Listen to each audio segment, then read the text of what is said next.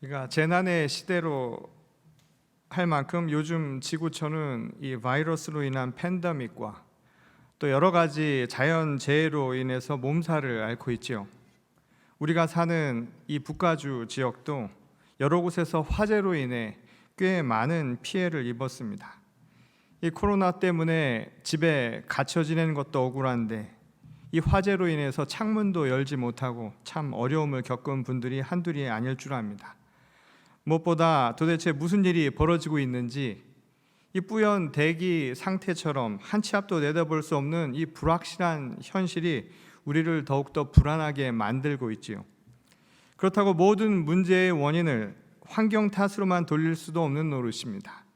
사실 환경이란 용어 자체도 사람을 중심으로 이 자연을 말 그대로 주변화시킨 용어이죠. 그래서인지 사람들의 무분별한 환경 파괴가 아무렇지도 않게 일어나기도 합니다. 사람을 위해서 존재하는 것이니 희생도 당연하다고 사람들이 생각하는 경향 때문입니다. 그래서 요즘은 환경이란 말 대신에 생태계라는 단어를 씁니다. 함께 살아가는 공존의 대상이라는 뜻에서 말이죠. 그러나 인간의 모든 활동이라고 하는 것이 결국 함께 공존해야 할 생태계를 무너뜨리고 있다 해도 과언이 아닙니다. 왜냐하면 생존을 위해서 어쩔 수 없이 인간은 무언가를 소비하고 사용해야만 하기 때문입니다. 그래서 인간의 주변에 있는 모든 자원들은 소모되어야 할 소모품이 되기 십상이라는 것이죠. 물론 하나님도 인간의 생존을 위해서 모든 피조물을 사용하라고 우리에게 말씀해 주셨습니다. 그런데 문제는 그것을 얼만큼 사용할 것인가 하는 그 적절한 정도에 있다고 할 수 있겠지요. 아마 우리 옛말에 까치밥이라는 말을 들어보셨을 겁니다.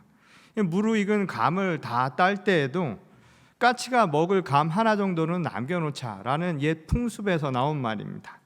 하늘을 나는 새들에게조차 먹을 양식을 나눠주자는 상생의 정신이 그 안에 담겨져 있는 것이지요.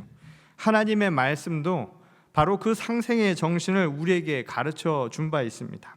이 레위기의 말씀에 보면 너희가 너희의 땅에서 곡식을 거둘 때 너는 밭 모퉁이까지 다 거두지 말고 내 떨어진 이삭도 줍지 말며 내 포도원의 열매를 다 따지 말며 내 포도원에 떨어진 열매도 줍지 말고 가난한 사람과 거류민을 위하여 버려두라.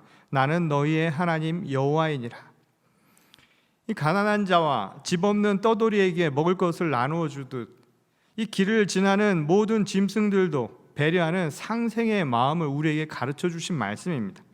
바로 여기에서 우리는 주변의 만물을 어떻게 대해야 하는가, 우리가 어떻게 살아야 하는가에 대한 한 가지 단서를 얻게 되지요. 요즘 환경 전문가들 사이에서 이런 말이 회자된다고 합니다.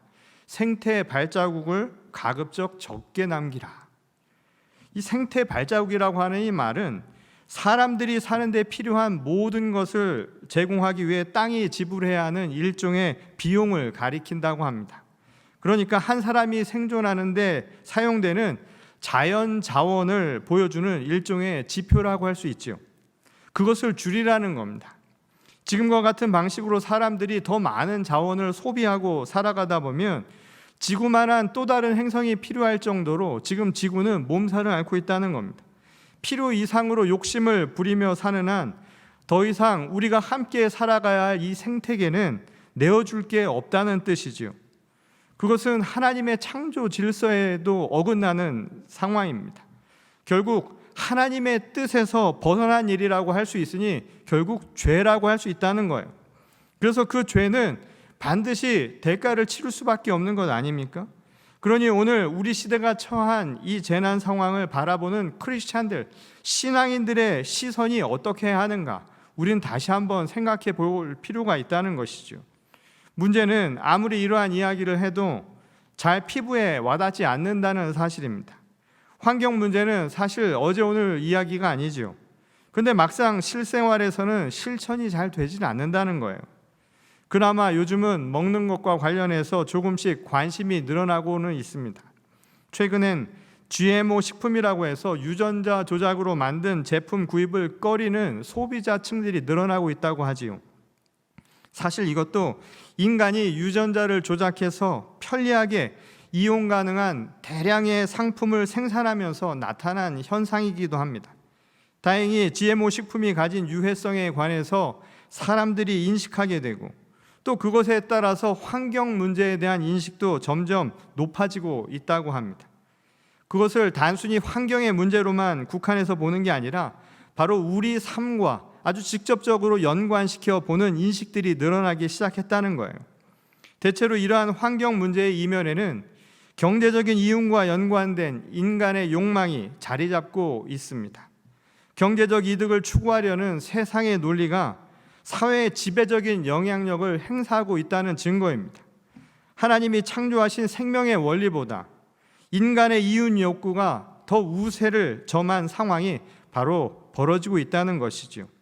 이를 오늘 말씀의 표현을 빌어서 바꾸어 보면 하나님의 일보다 사람의 일이 더 지배적인 형국이라고 표현할 수 있습니다. 하나님의 일은 결국 하나님께서 창조하신 세상을 그분의 뜻대로 협력하며 가꾸는 것이라고 할 수 있겠죠. 곧 하나님이 창조하신 이 모든 것을 하나님의 뜻 가운데로 가꾸며 지켜나가고 그리고 번영하게 하고 성장하게 하는 것, 이게 곧 하나님의 일이라는 거예요. 말하자면 모든 생명체와 함께 공존하는 것, 함께 더불어 상생하는 삶을 살아가는 것, 이것이야말로 하나님의 일에 해당한다고 말할 수 있다는 겁니다. 우리 주변의 자연 속에서 그러므로 하나님의 숨결을 느끼며 감동할 수 있는 삶을 산다는 것, 또 이 땅에 디딜 자리가 없이 소외되어 살아가는 사람들에게 함께 디딜 수 있는 자리를 내어주는 삶을 살아간다는 것, 그리고 자기 만족을 위해서 스스로 끊임없이 채우려는 것이 아니라 보다 함께 나누며 살아가는 것이 무엇인가를 궁구하며 살아가는 것, 그리고 거기에서 기쁨을 얻어가며 살아가는 것, 이것이야말로 진정으로 하나님의 일을 따라 살아가는 삶의 모습이라고 할 수 있다는 것이죠. 그리고 우리는 그런 삶을 살아가는 이들을 바라보면서 잔잔한 감동을 느끼고요, 또 우리 삶의 희망을 느끼기도 한다는 겁니다. 사도 바울은 그 이유에 대해서 우리에게 이렇게 설명한 바 있죠. 로마서 1장 21절을 통해서 이런 말씀을 전한 바 있습니다. 창세로부터 그의 보이지 아니하는 것들, 곧 그의 영원하신 능력과 신성이 그가 만드신 만물에 분명히 보여 알려졌나니 그러므로 그들이 핑계하지 못할지니라. 곧 창세로부터 보이지 아니하는 것들이 보여지는 모든 것 안에 있다라는 거예요. 하나님은 창조하신 모든 피조물 가운데 하나님의 소중한 뜻을 다 담아주셨다는 겁니다. 그러므로 신앙이라고 하는 것은 바로 보여지는 만물을 통해서 보이지 않는 하나님의 뜻을 발견하는 것이라고 해도 틀리지 않다는 거예요.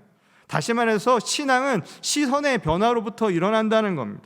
숨은 보화와 같은 하나님의 뜻을 발견해 내는 거예요. 하나님의 뜻이 무엇인가를 알아내는 것이죠. 그리고 그것을 통해서 우리가 세상을 보는 생각과 관점도 바뀌게 된다는 겁니다. 하나님의 귀한 숨은 보화와 같은 뜻을 담고 있는 모든 그릇듯이 그래서 소중한 존재로 우리는 느껴질 수 있어야 한다는 거예요. 그래서 이 소중한 하나님의 작품들 하나하나를 위해서 일하는 것, 이게 바로 하나님의 일이라는 뜻이라는 겁니다. 그런데 문제는 이 하나님의 일보다 사람의 일을 우선시하는 이런 현실을 오늘 우리가 살고 있다는 거예요. 우리는 지금 세상의 원리가 하나님의 말씀보다 더 중요한 시대를 살고 있지 않습니까? 이것은 사람들이 자기 삶의 행복의 이유로 삼는 게 무엇인가만을 살펴봐도 알 수 있다는 거예요. 지금 여러분의 삶의 목표가 무엇입니까? 여러분들이 삶을 살아가면서 우선순위를 어디에 두고 있는가를 보면 알 수 있다는 거예요. 화재가 나서 대피하라는 얼러트가 일어날 때 여러분 뭘부터 챙기십니까? 그걸 보면 자기가 소중한 것을 알 수 있듯이 지금 내 삶에서 하나님께서 지금 네 삶의 자리를 피하라고 할 때 과연 내 삶의 자리에 남는 것, 내가 중요한 게 무엇인가를 생각해 보면 알 수 있다는 거예요. 물론 인간이 언젠가 죽을 수밖에 없는 존재라는 사실을 깨닫는 그 순간이 오면 많은 변화가 일어나지요. 세상이 주는 행복은 잠깐 쾌락에 지나지 않는다는 것을 누구든지 깨달을 수 있다는 겁니다. 그럼에도 불구하고 오늘 우리가 현실을 살아가다 보면 세상이 가져다주는 그 쾌락, 즐거움이라고 하는 것을 쉽게 포기하지 못한다는 거예요. 오히려 이를 막아서는 것들, 그런 방해물이 생기면 오히려 굉장히 불쾌감을 갖기 마련이라는 겁니다. 그리고 이 불쾌감은 우리에게 심리적으로 불안을 주기도 하고요, 또는 마음의 상처가 되기도 하고 좌절감을 주기도 하고 낭만감을 주기도 한다는 거예요. 그리고 그것이 타인에게는 분노로 나타나기도 하고 질시로 나타나기도 하고 그것이 때로는 심한 폭력으로 나타나기도 한다는 겁니다. 오늘 본문에서도 이와 관련된 이야기를 우리에게 전하고 있습니다. 오늘 본문 23절에 보면 넘어지게 하는 자라는 표현이 나오죠. 새 번역본을 보면 이것을 걸림돌이라고 하는 우리말로 바꾸어서 번역을 해놨습니다. 원어를 보면 스칸달론이라는 헬라말을 썼어요. 이 말은 영어의 스캔들의 어원이 되는 말인데, 결국 이 단어는 넘어지게 하는 것, 걸림돌이 된다라는 의미를 갖는 말입니다. 근데 오늘 본문에서 이 단어를 예수께서 바로 자신이 사랑하는 제자 베드로에게 사용하셨던 겁니다. 예수께서는 앞으로 장차 일어날 일을 제자들에게 알려주셨죠. 그리고 그것은 아마 모든 백성들에게 알리신 하나님의 뜻이었을 겁니다. 그것은 바로 십자가의 고난과 그 이후에 있을 부활에 대한 예고였죠. 그런데 제자인 베드로가 이것을 듣고 만류하려 들었습니다. 그러자 그 만류하는 제자 베드로에게 예수께서 이렇게 말씀하신 거예요. 스칸달론이라고, 곧 걸림돌이다 라고 그렇게 지적을 하신 것이었습니다. 자신은 하나님의 일을 이야기하는데 베드로는 그것을 여전히 이해하지 못하고 예수께서 가시고자 하는 그 길을 막아서니까 그 길을 막아서 넘어지게 만든 걸림돌과 다름없다라고 그렇게 역정을 내신 거였습니다.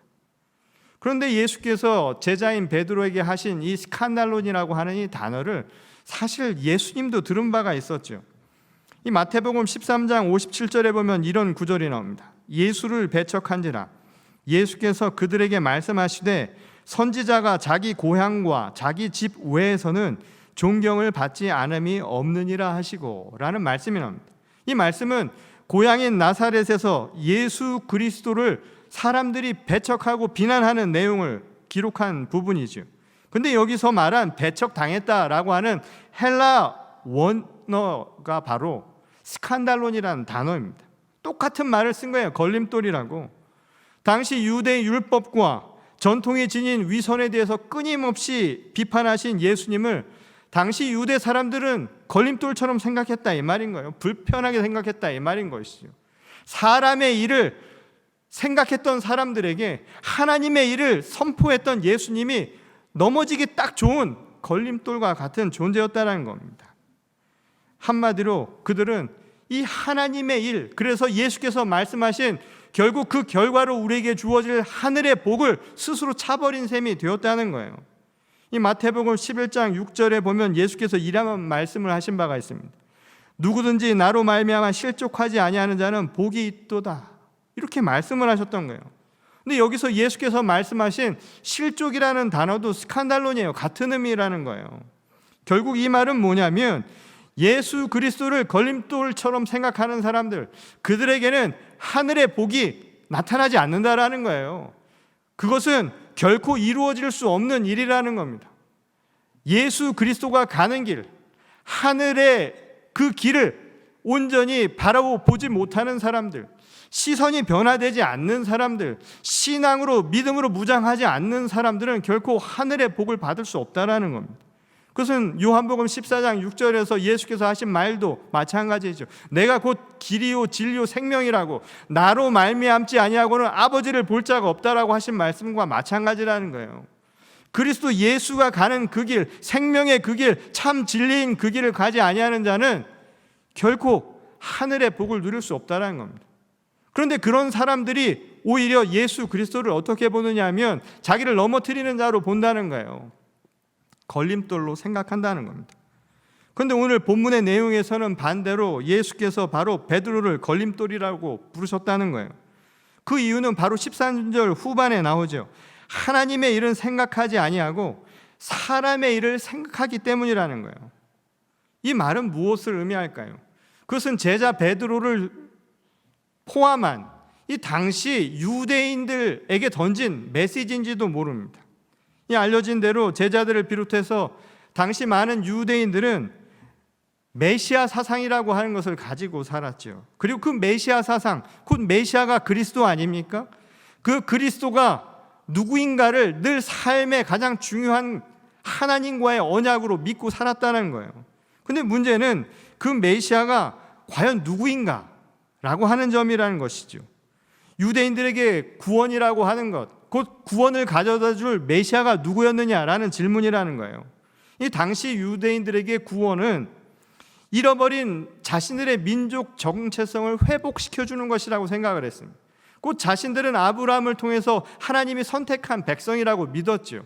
선민 사상을 근거로 해서 하나님이 그들을 구원해 내실 것이다 라는 그 믿음을 가지고 살았던 거예요. 근데 나라를 잃어버리고 오랜 세월을 지나면서 메시아가 온다라고 하는 것은 잃어버린 자신의 민족을 다시 되찾는 것, 국권을 회복하는 것이라고 그들은 믿고 있었다는 겁니다. 그러니까 결국 그들이 바라는 메시아는 다윗 왕과 같은 존재였다는 거예요. 다시 말해서 자기의 잃어버린 국권을 회복시켜줄 영웅과 같은 존재였다는 것이죠. 유대 왕조를 다시 건설할 왕을 기다리고 있었다는 겁니다. 아마 제자들도 그런 생각을 가지고 있었는지도 모르죠. 왜냐하면 틈만 나면 누가 더 큰 제자라고 따졌던 것은 바로 그것을 보여준다는 거예요. 예수님이 왕이 되고 나서 누가 그 근처에 있을 것인가, 누가 왕자의 가장 가까운 곳에 앉을 것인가, 누가 공신이 될 것인가, 이 궁리만 하고 있었다는 겁니다. 그런 부푼 꿈을 안고 있었던 사람들, 그래서 현실에서 그 희망을 안고 있었던 사람들 앞에서 예수께서 장차 일어날 자신의 고난과 그리고 부활에 대한 이야기를 하시니 그것이 온전히 들리지가 않았던 것이죠. 정말 말도 안 되는 일이라고 생각을 했다는 겁니다. 게다가 죽으러 간다는 스승을 말리지 않을 제자가 또 어디 있겠냐 이 말인 것이죠. 사람의 일로 놓고만 생각을 해보면 어떻게든 예수님을 말리고 싶은 것은 베드로뿐만이 아니라 많은 사람들의 심정일 수 있었다는 겁니다. 곧 그 시선은 하늘의 그 길을, 하나님의 일을 제대로 보지 못하게 만들었다는 거예요. 결국 예수께서 말씀하신 그 길은 사람의 일로만 놓고 생각해 보면 참담한 실패와 낙오의 길일 뿐이기 때문이었다는 겁니다. 이처럼 하나님의 일과 사람의 일을 보는 관점에 따라서 전혀 다른 걸림돌이 된다는 거예요. 사람의 일로 바라보던 사람들에게 예수님이 걸림돌이었던 것처럼 하나님의 일을 가고자 하는 예수님의 눈에 그것을 막아서고자 하는 베드로와 모든 사람들이 걸림돌로 보일 수밖에 없었던 까닭이라는 거예요. 그래서 입장이 다른 서로를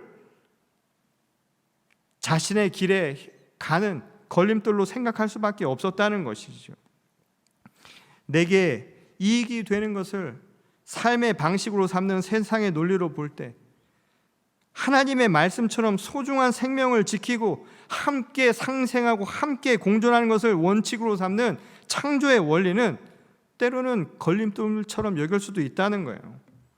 오늘날 조금만 더 개발해내면 이득이 될 것 같은데 그런 시각을 가진 사람들이 보는 이 생태계라고 하는 것은 파괴에도 좋은 것으로 보일 수 있지요.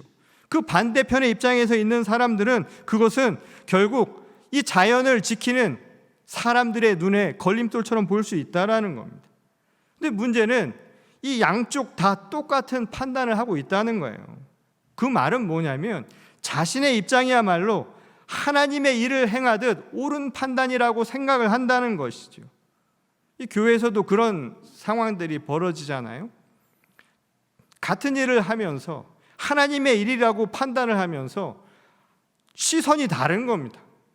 그리고 서로 의견이 달라요. 그래서 자기가 하는 일에 걸림돌이 된다라고 서로를 생각하는 생각들이 있다는 거예요. 그럴 경우에 과연 무엇이 하나님의 일을 판단할 수 있는 기준이 될 수 있겠느냐라는 거예요. 과연 무엇이 하나님의 일과 사람의 일을 구별할 수 있겠느냐는 것이죠. 이에 대한 예수님의 대답은 아주 분명했지요. 마태복음 16장 24절에서부터 25절 오늘 본문 말씀을 보면 이렇게 이야기합니다. 이에 예수께서 제자들에게 이르시되 누구든지 나를 따라오려거든 자기를 부인하고 자기 십자가를 지고 나를 따를 것이니라. 누구든지 제 목숨을 구원하고자 하면 잃을 것이요 누구든지 나를 위하여 제 목숨을 잃으면 찾으리라. 예수께서는 스스로를 부인하고 자기 삶의 십자가를 짊어지는 제자의 삶, 신앙인의 길이라고 하는 것에서 바로 그 해답을 찾을 수 있다고 말씀하셨다는 겁니다. 자기를 부인하는 것, 그리고 자기 십자가를 지는 것, 이게 바로 중요한 기준이 될 수 있다는 거예요.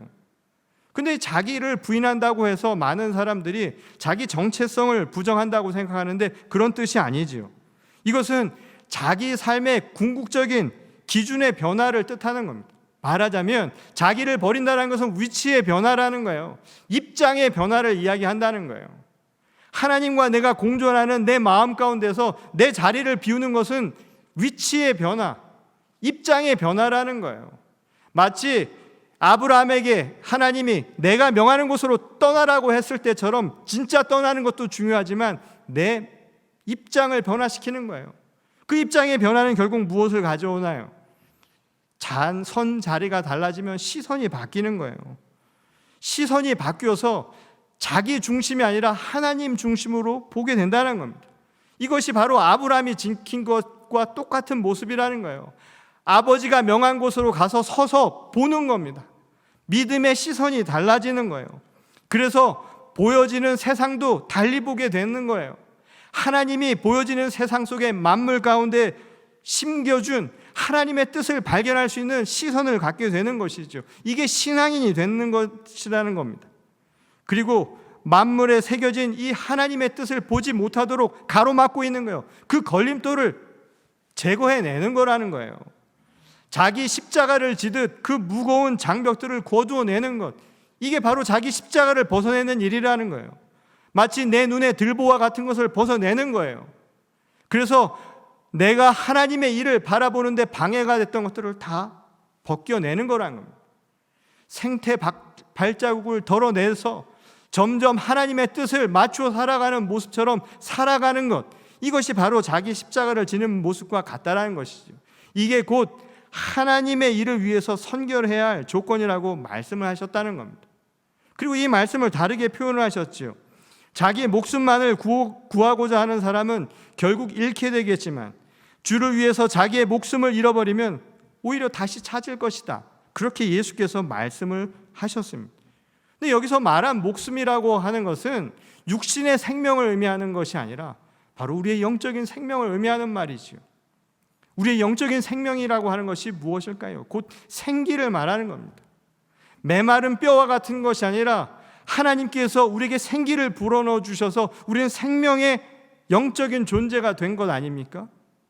우리가 잃어버린 것, 우리가 말하는 그 목숨이라고 하는 것은 바로 이걸 이야기한다는 거예요. 그래서 나를 위해서 살아가는 것이 무엇이냐면 내게 기쁨과 소망, 생기의 핵심이 되는 것이 어디서 나오느냐를 묻는 거라는 거예요.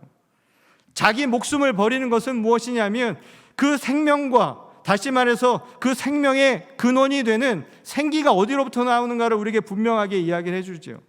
기쁨과 소망이 어디서 나냐는 거예요. 자기 목숨을 버리는 것은 나로부터 나오는 기쁨과 소망이라고 하는 것을 버린다라는 거예요. 내 육신을 채우는 것, 나를 채우는 삶이 아니라 하나님을 위해서 하나님으로부터 오는 생기를 받아서 거기서 기쁨과 소망을 얻는 삶으로 변화되는 것을 우리에게 가르쳐 준다는 겁니다. 그렇다고 해서 하나님의 일을 한다고 해서 우리가 세상살이를 하는 것이 다 포기되는 것을 의미하는 것도 아니지요. 마태복음 6장 31절에서부터 33절을 보면 이런 이야기가 나옵니다. 그러므로 염려하여 이르기를 무엇을 먹을까, 무엇을 마실까, 무엇을 입을까 하지 말라. 이는 다 이방인들이 구하는 것이라. 너희 하늘 아버지께서 이 모든 것이 너희에게 있어야 할 줄을 아시느니라. 그런즉 너희는 먼저 그의 나라와 그의 의를 구하라. 그리하면 이 모든 것을 너희에게 더하시리라. 하나님의 일을 우선하는 삶이라 해서 생활의 필요까지 다 포기하라는 뜻은 결코 아니라는 거예요.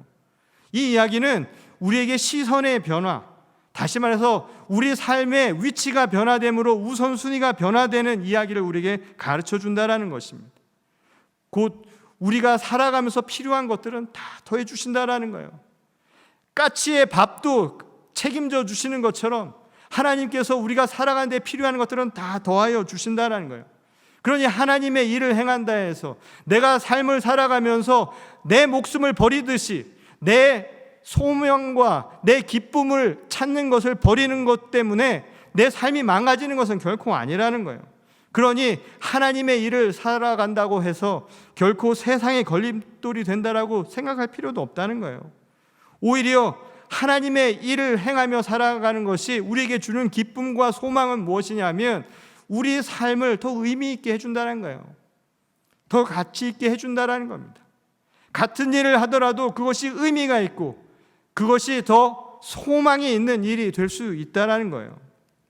무엇보다 하나님 나라를 향해 가는 걸림돌이 아니라 그것을 통해서 디딤돌이 될 수도 있다는 것을 우리에게 가르쳐주고 있는 것이지요.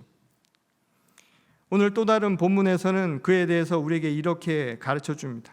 하나님께서 모세에게 말씀을 주셨죠. 이제 가라, 이스라엘 자손의 부르짖음이 내게 달하고 애굽 사람이 그들을 괴롭히는 학대도 내가 보았으니 이제 내가 너를 바로에게 보내어 너에게 내 백성 이스라엘 자손을 애굽에서 인도하여 내게 하리라. 이 하나님의 일을 우리에게 분명하게 가르쳐주는 또 다른 말씀이죠. 고통당하는 백성들을 구원하시는 일, 이게 곧 하나님의 일이라는 것을 알려주는 대목이라는 겁니다. 그리고 모세를 통해서 그 일을 행하게 하시죠. 그것은 흡사 예수께서 제자들에게 하신 말씀을 떠올리게 만드는 것입니다.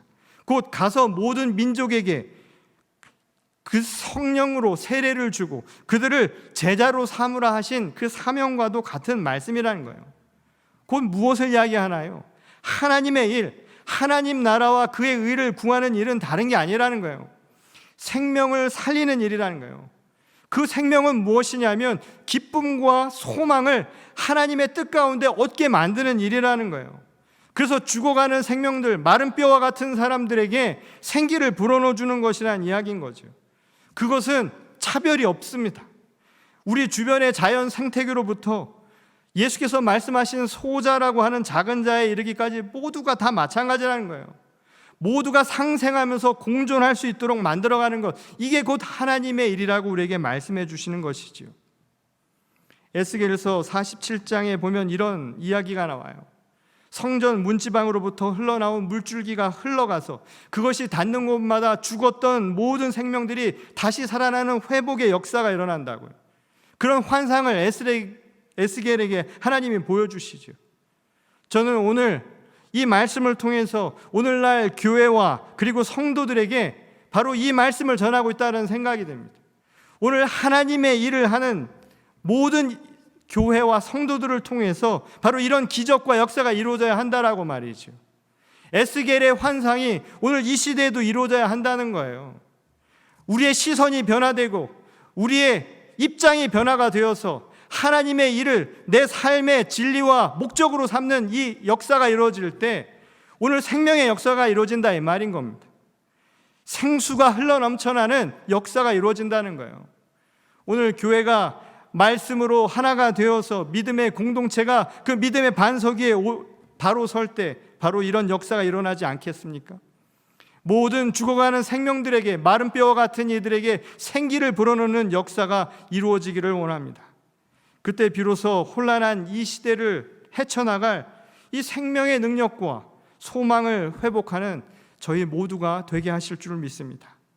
이를 위해서 우리에게 주어진 하나하나의 소명들, 하나님의 일들, 공존하고 상생하는 것들, 그래서 나를 채우는 것, 내 안에 내 목숨을 위해서 내 소망과 내 기쁨만을 위해서 사는 것이 아니라 함께 더불어서 그 누군가에게 소망과 기쁨이 되는 것을 나눌 수 있는 하나님의 일을 행하는 저희 모든 공동체가 되기를 원합니다.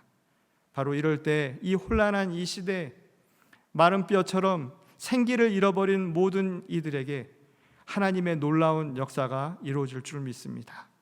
바로 저와 여러분들이 그 일을 감당하는 주의 거룩한 성도와 교회가 될 수 있기를 주님의 이름으로 간절히 축원합니다. 우리 다 같이 기도하시겠습니다. 하나님, 하나님의 일을 보게 하시옵소서. 사람의 일로만 생각하지 말게 하시고 믿음의 변화를 통해서 하나님의 일을 우선순위로 두고 죽어가는 생명들을 살리는 일에 힘쓰는 교회와 성도가 되게 하여 주시옵소서. 나를 채우는 기쁨과 소망이 아니라 서로 상생하며 공존하는, 그래서 누군가에게 소망과 기쁨이 될 수 있도록 우리를 주님의 거룩한 도구로 삼아 주실 줄 믿사오며 거룩하신 우리 주 예수 그리스도의 이름으로 간절히 기도드렸습니다. 아멘.